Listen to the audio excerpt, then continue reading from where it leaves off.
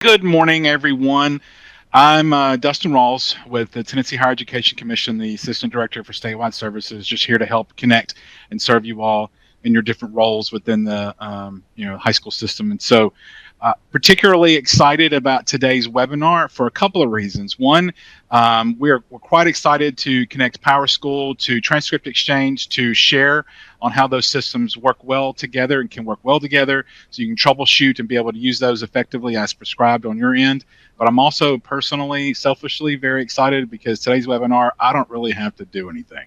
And so they're going to drive this whole thing after this opening welcome, and I'm very excited. So to cover a couple of things, our agenda for today, we're going to hear directly from PowerSchool, and then we're going to hear directly from Transcript Exchange on their platforms, how it's intended, how it can work together. Then we're going to hear a testimonial from a counselor who has successfully used PowerSchool and the Transcript Exchange and how you can use those tools. I have an opportunity all of you can ask all the questions you want. Please take advantage of the Q&A feature inside the platform to let us know all of your questions. Those are going to be monitored throughout the presentation and beyond. And so just please let us know what questions you have so we can make sure to address those before you leave today. This is going to be recorded. It is, and it will be shared out for consumption afterwards. So don't worry, we will make that available to you within the next business day, today or Monday at the latest, and we will share out the recording for you all to be able to go back through and share with other colleagues that weren't able to make it today. So a big thank you for being here and present today. We're excited about this. Let's go ahead and kick this off. I'm going to throw it to Jason from PowerSchool to get us started. Thank you so much, Dustin. It's a pleasure to be here and join you. I'm Jason Springle. I'm the Product Solution Director for SIS Products at PowerSchool.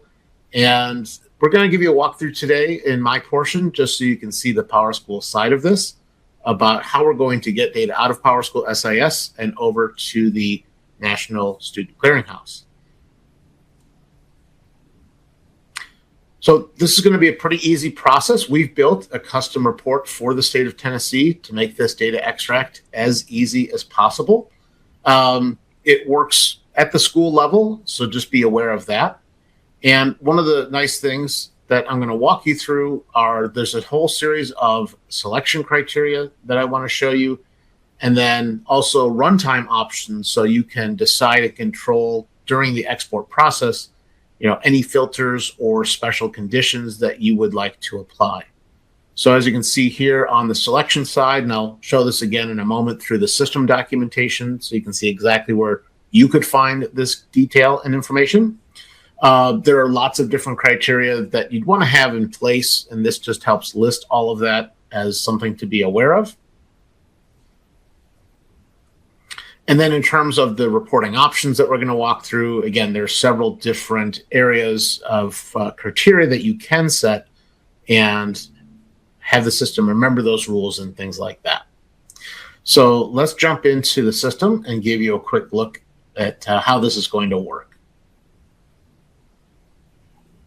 We'll give it just a moment to make sure that's coming through for everyone. There we go. All right, so very simply, we're going to start in the system. And before I even go to the report, I want to talk about the documentation. So from the help menu in the admin portal, if you go to the state reporting help, you can simply search for XAP. So when we click that link in the admin portal, we're going to start here on the home page. I'm sure many of you have probably been here many, many times. But we do have this as the XAP student transcript. That is the name of the report that you'll see in PowerSchool, because we will be exporting in the special XAP format for the National Student Clearinghouse.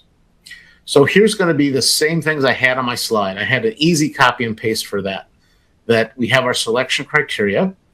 I do want to point out right here this note that you do have to make sure you have looked up and entered the CEEB code for your school.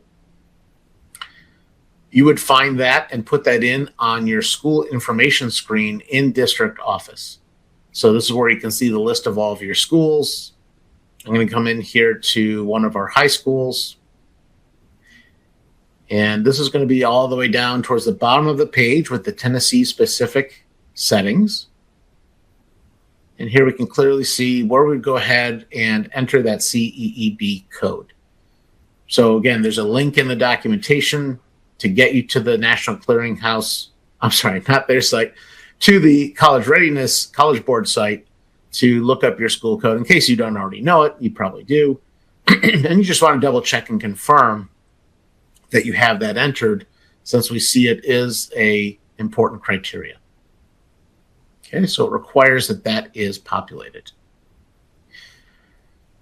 And then we've talked about the selection criteria a number of times. As we continue through the documentation, it will then mirror what we're going to see on the report. So let's do that now.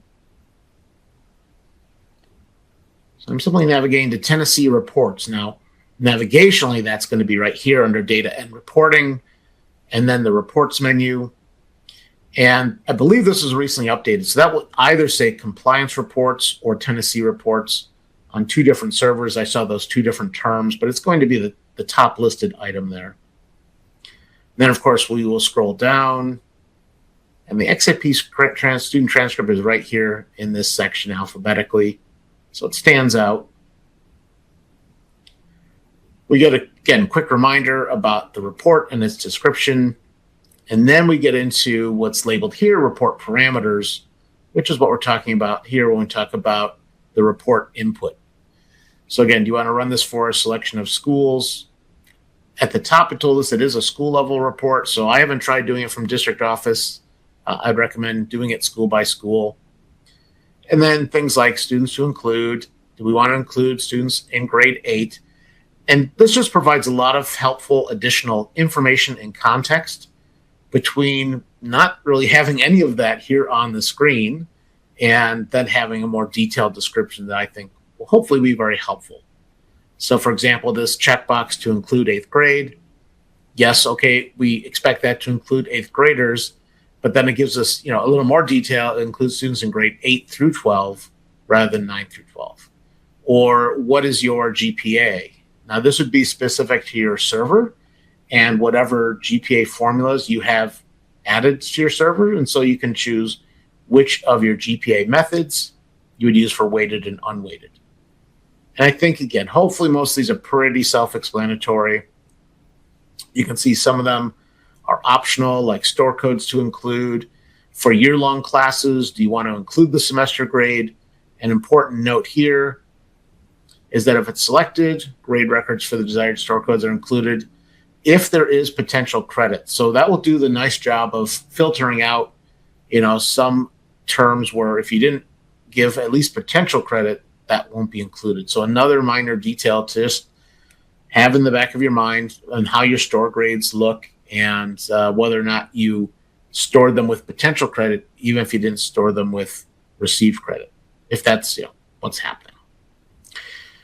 So then it's very simple. We can run this. You can also schedule it. So we have a scheduling function here if you want to have this to run on a recurring basis, or again, just run immediately.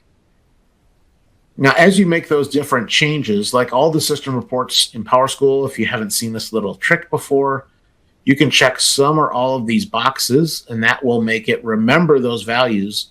So the next time you come, you don't have to choose them again. It will just use the values you've set to now be the default values. Nice time saver there. When we run the report, it's going to go into the report queue. Those of you that use this all the time, just take note that normally when you go to the report queue, you're on this tab for things like your object reports, report cards, etc. But this XAP report will show up on this report works tab. And we can see it already finished and completed that file. So when we download that file, it's ultimately a text file. It has a .trs extension, so it's not like .txt, CSV. You can open it in most text editors, and it's not going to look very helpful. But if you just want to try and see, what's happening, I'll zoom back in a moment. But what we'll see is there's an opening line that just declares the file format, and then we essentially get one line per student. So we can see some of these rows have much more data and more data columns than others, and that's where we're getting the demographic data for the student. And then each of those would be followed by a series of grades. like this. So one of the other things you will see in the documentation as we go beyond the report input that can also be really helpful is the report output. So what's going into all of those different columns and where does it come from in PowerSchool? So I'm not going to go through this whole list, but all 79 fields, I believe it was, or 76 fields will be listed here.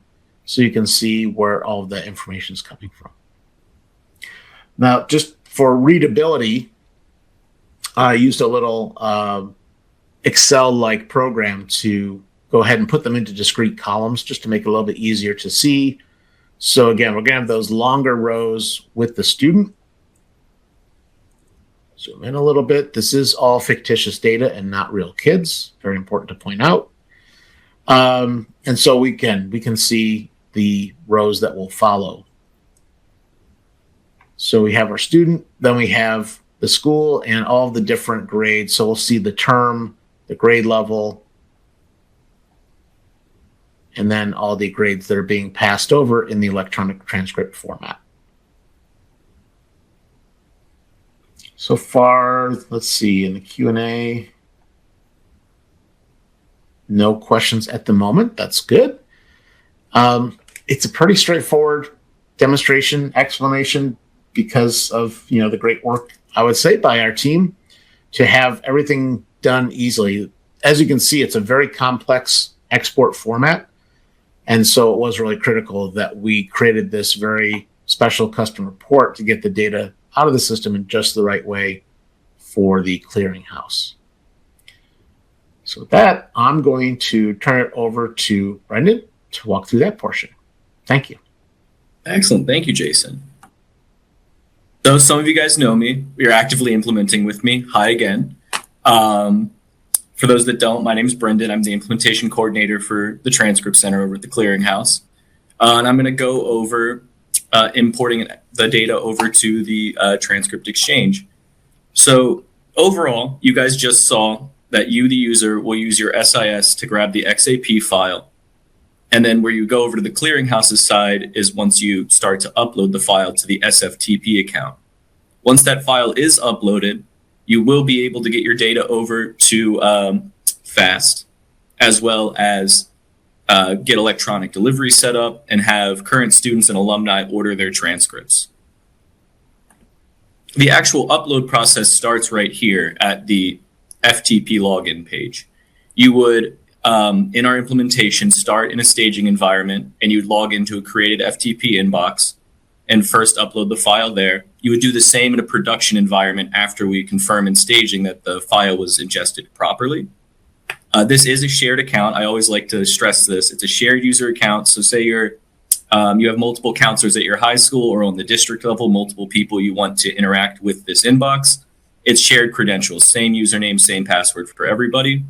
And if you ever want to reset your password or anything, if you're on the notification list, you would be able to do that. But once you log into the FTP account itself, you'll be taken over to this page. It's just a general home page. And as you can see in the red square there, there's a folder icon that says upload. That's where you would then upload this file.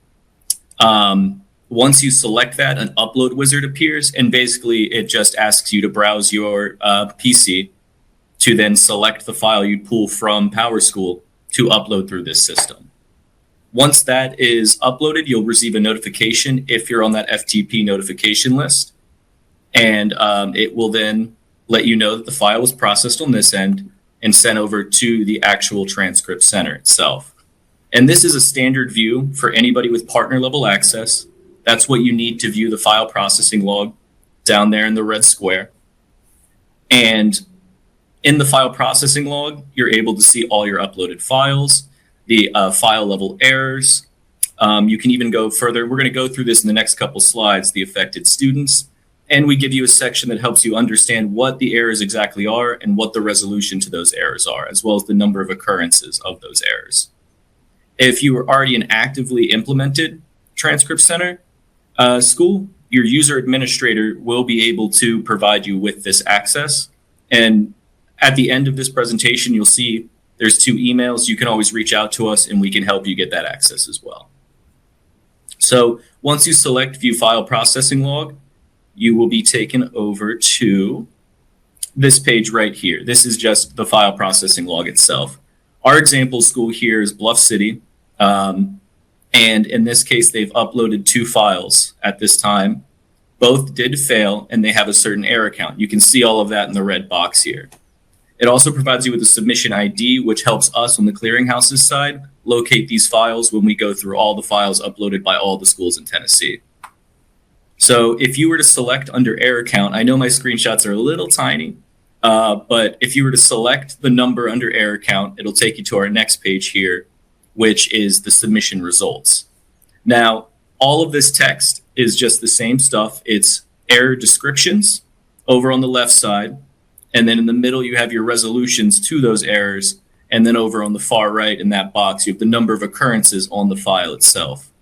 Just like with the previous page, if you were to select the number under number of occurrences, it'll take you over to view the error analysis. The error analysis then will break down on the student level what students were impacted, where to look within these files themselves, and again, how to resolve the specific errors. It'll give you the submitted value. In this case, for example, error, these 4 students did not get any GPA submitted, and you need to enter in the characters, including the decimal, and then resubmit the file.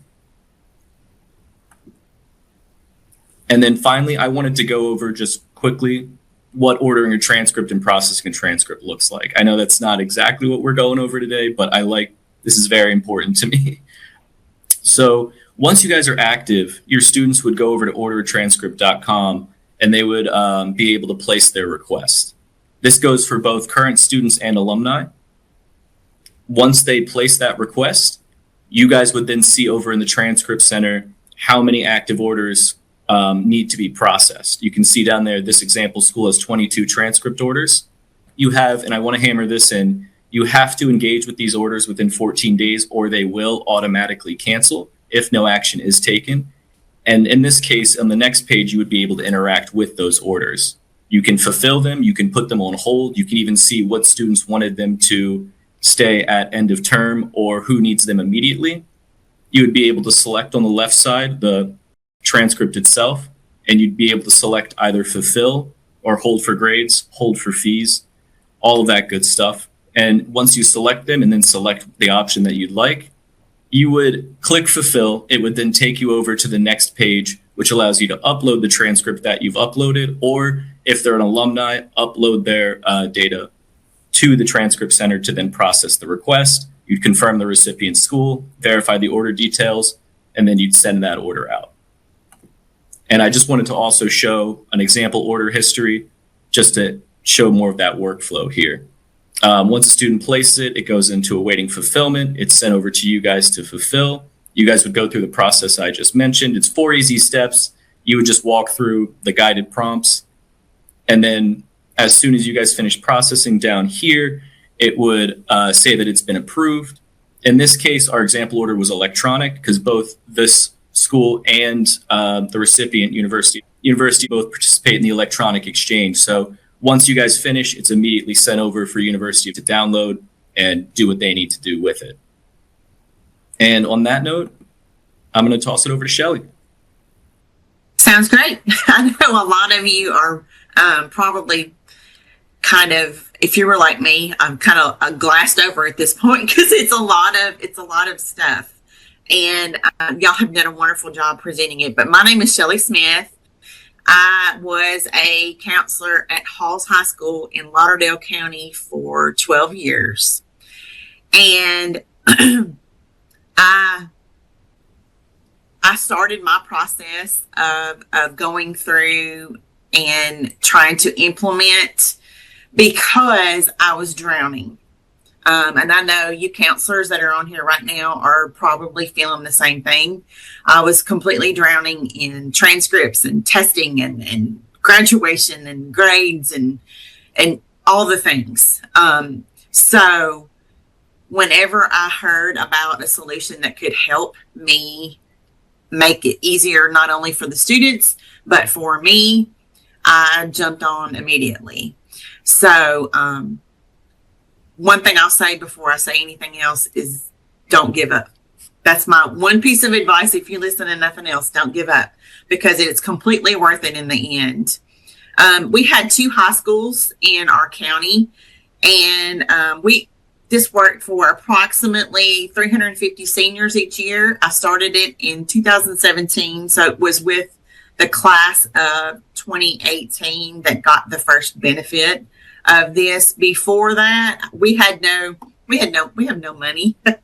We couldn't buy any. I know that there are some other programs that have been used before. They probably have a cost. We didn't have any funds for anything like that. We were doing a lot of emailing and Slate for this and this for that, but then a lot of it was just old fashioned, fax or mail. So that's where we were in 2017.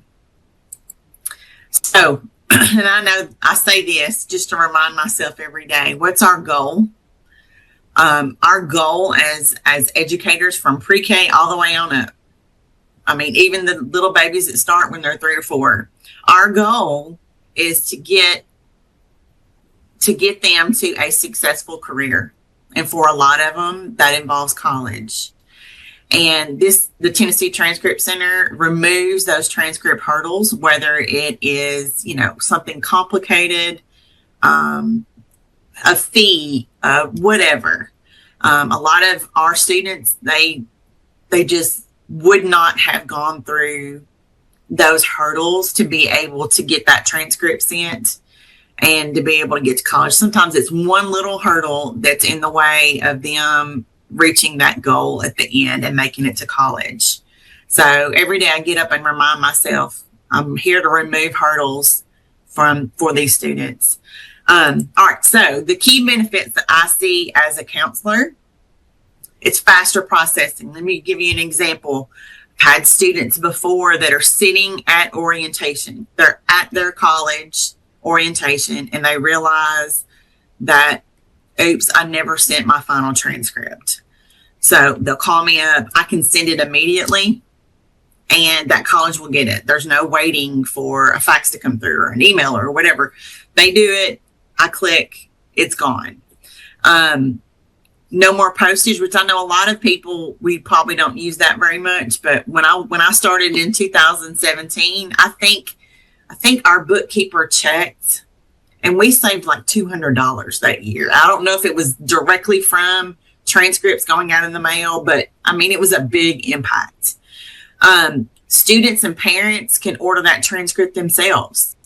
It's easy. You saw how easy it was.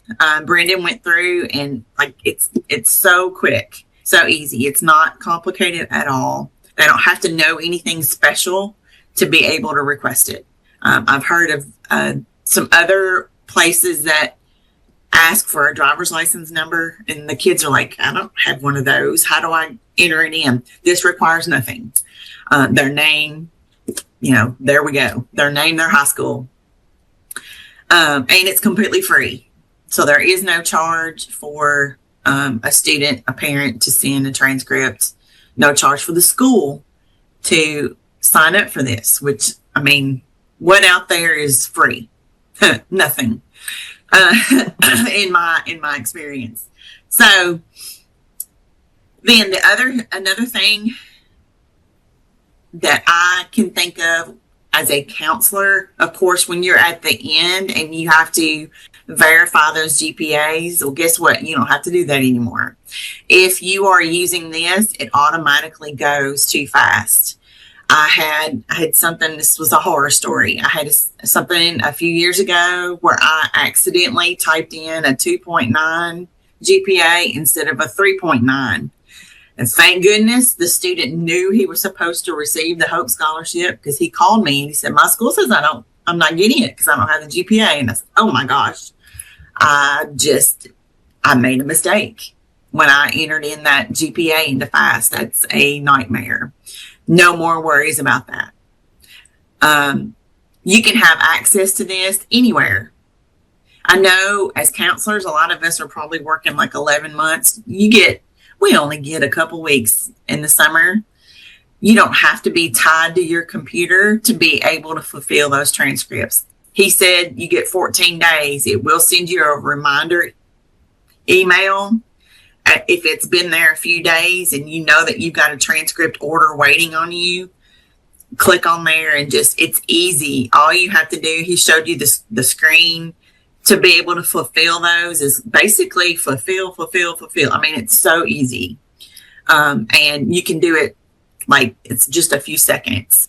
Another thing that I used a lot is you can pull reports from that transcript center. So what you can do is you can pull a date range, like the whole entire school year. Let's say you want to pull the whole entire school year, and you can see all the transcripts that were sent, and you can pull it into an Excel file or whatever. And then you can look and see, all right, let's say Dyersburg State Community College is coming to my school to speak with interested seniors. You can look and see at everybody that sent their transcripts, pull a report, call them all to the library, and there's your information. That's fabulous. Student data is safe. There's no worries about a fax going into the wrong hands, or I've had instances where we sent something and it's been sitting on somebody's desk and they're on vacation for 2 weeks. You don't have to worry about anything like that. That gets to probably the most important one. There's no more of the college saying that they're missing the transcript. You have proof, and he pulled that up in his presentation. You can see once you sent the transcript order, you can see when the college received it and who actually downloaded it. So you can go and say, yes, this person at Dyersburg State got it at 9:20 a.m. So I know it's been received. The student doesn't have to come to me and say, they never got my transcript. Yes, they did. It's right there. Don't worry. How many times have we had to resend and send again? Unfortunately. And of course, there's a digital copy of the transcript, which we've all talked about that before. What if? And there's always going to be that information is there, and it's never going anywhere. All right. Advice. I did this for many years, and I learned in the beginning, it was kind of rocky. But then these are the things that I picked up from our procedures. You can take it or leave it. One of the things that I always like to do is right before juniors leave for the summer, show them the procedure. Yes, it's extraordinarily easy, but have you trained them on where to go to send their transcript? That it's a training process. If you went into my previous school, there's posters all over the wall. Order a transcript is plastered everywhere. So students, other teachers, school staff, the people that answer the telephone in the front office, everybody knows to go to orderatranscript.com. I even made, as I said on there, when the seniors come through and pick up their diploma, it's in a little envelope. I made a sticker every year and put orderatranscript.com on the top, so that after they leave my building, they'll remember the name of that place to send their transcript. So then once they graduate, or if they change their college or whatever, or they go to college and they didn't initially, they'll remember orderatranscript.com. It's going to save you tons of time and emails and telephones and telephone calls and Facebook messages, because they hunt you down and want their transcript sent. All of that. That's my advice on training.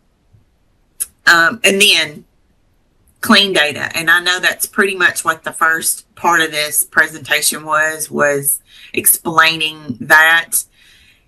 In the beginning, it may seem a little scary, may seem a little scary, but once you work through those things, it is absolutely worth your time.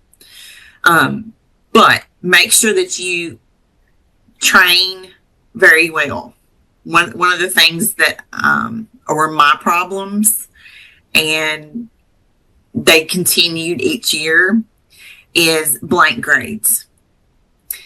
It will not go through if the grade is blank, if it's missing a number or a letter grade. And most of the time, from our school perspective, those blank grades came from a class where there was not a teacher in our building that was keeping up with the grade. So those were usually off-campus things, like dual enrollment, where you have to manually enter it in. Homeschool students, where that grade gets transferred in. In our case, alternative school was something that we had to go back and forth. Think of any time where you have to enter in a grade where a teacher is not necessarily entering it in. That's going to be where your problems will exist. Come up with a really good procedure and write it down and train your teachers on it every single year. That was one of the things that I did every year in Teacher in Service, and I, remind them and remind them and remind them. You'll be thankful later, and you'll rest assured knowing that their GPAs are correct, so that you have to, make sure that their GPA is exactly what it needs to be for scholarship purposes. That's one of the things that would keep me up at night. One other thing that I did that I seemed to make things help is each year in January, I would print out a transcript for each student and gave it to them and let them review it. Every year I would think, you know what, these transcripts are perfect. They're not going to find any errors. And guess what? Every year there would be at least one, some kind of error, that something is blank, something needed to be changed. Go ahead and find that out now, and not wait until their senior year, when they're trying to have a 3.0 to be able to get the Hope Scholarship, and they're at a 2.97. That's just something that I think is best practice that will help you in the end. That is all that I have. Of course, I will say that if you ever have any bumps in the road and you would like more information, you can always reach out to me. I'd be happy to help. Thank you so much, Shelly. Mm-hmm. That was pure gold. All the real world examples. Some of that took me back to the selection criteria. Hopefully I didn't cover that too quickly. I just kind of threw them up on the slide and in PowerSchool. But yeah, things like course must have honors and college prep indicator defined.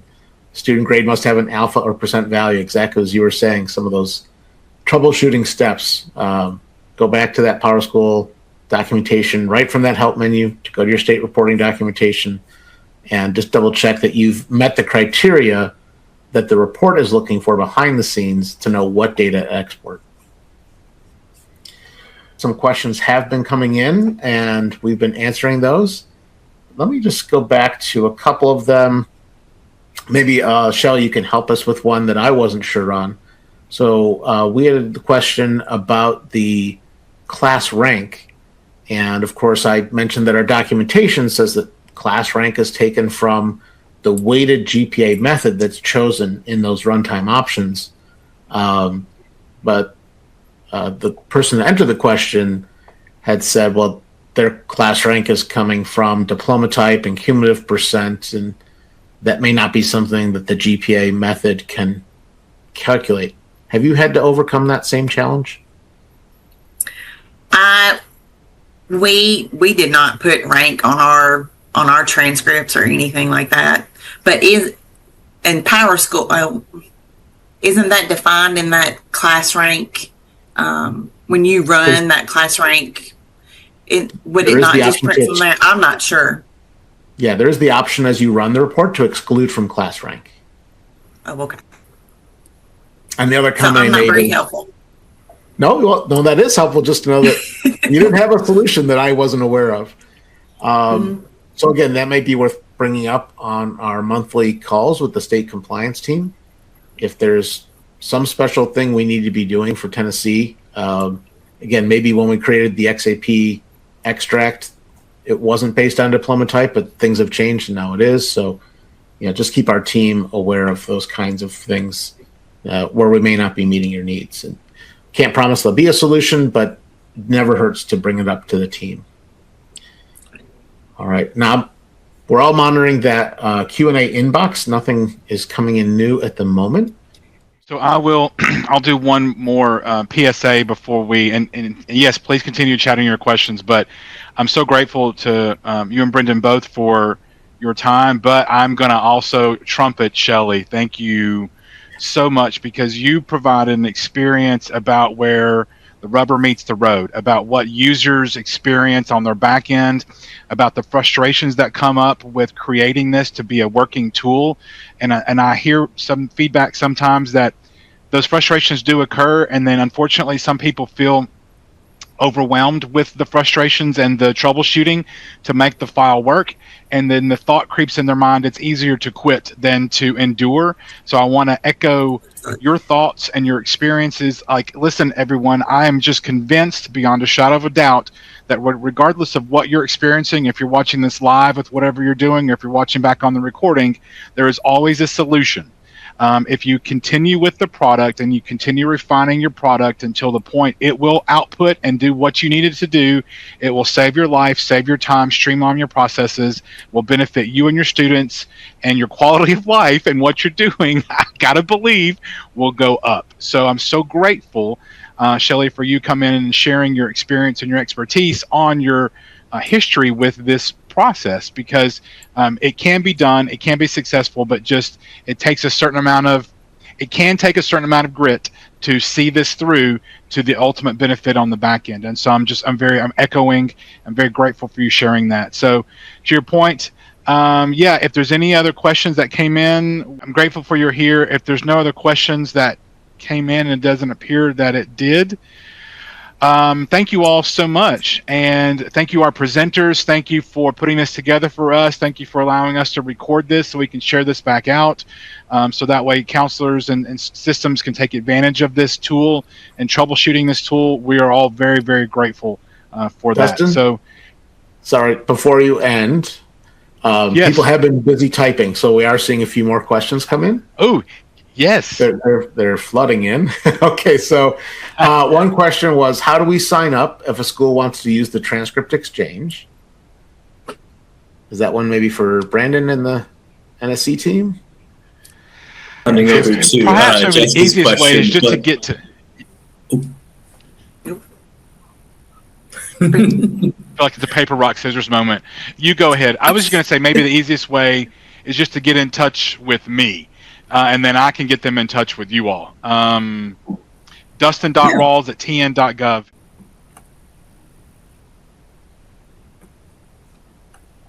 I'm going to give the next question to Shelly. Mm-hmm. Would you implement this starting with a new class, like next year's grads, but still use previous process? Or for alum, can previous alum be uploaded as well? We started with one class and just kind of went from there. I don't know if previous, that may be a PowerSchool question, if previous, information can be uploaded. Can you create a ZAP file for a graduated student? I never tried, but now the one thing to think about this is, like, I can guarantee you, if you call Halls High School today and the front lady asks, and you ask and say, can I send my transcript? The first thing she's going to say is, when did you graduate? And if you graduated from 2018 and beyond, I mean, that's her magical number. She knows what it is. And if you graduated from 2018 and beyond, she's going to say, go to orderatranscript.com. So it does get, and that's the majority of the calls that we get now. Because, 2018, that's been a few years. But if it's before that, then we would, do it the traditional way, the hard copy or the fax kind of way. But so that's something to think about. going forward if there isn't another way to pull a graduated student ZAP file from PowerSchool. It will get better, I promise. Don't give up.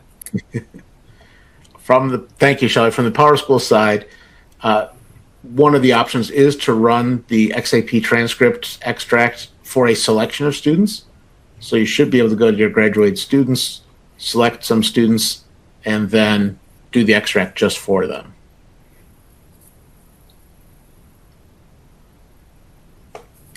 All right, and while we've been answering, I haven't seen any other new ones come in. So Dustin, I'll let you make the call, but I think we're probably good.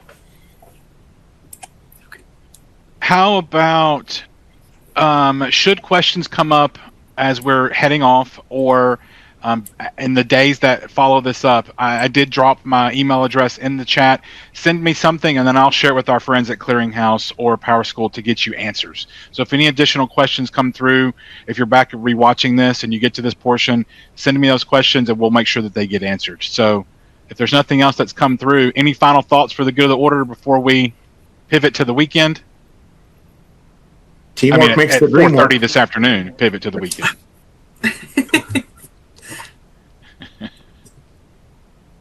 All right. If there's nothing else, presenters, thank you all so much for your time, your talent, your expertise. We're greatly appreciative of it. And if that's it, lovely. Have a lovely weekend, everyone. Thank you all so much.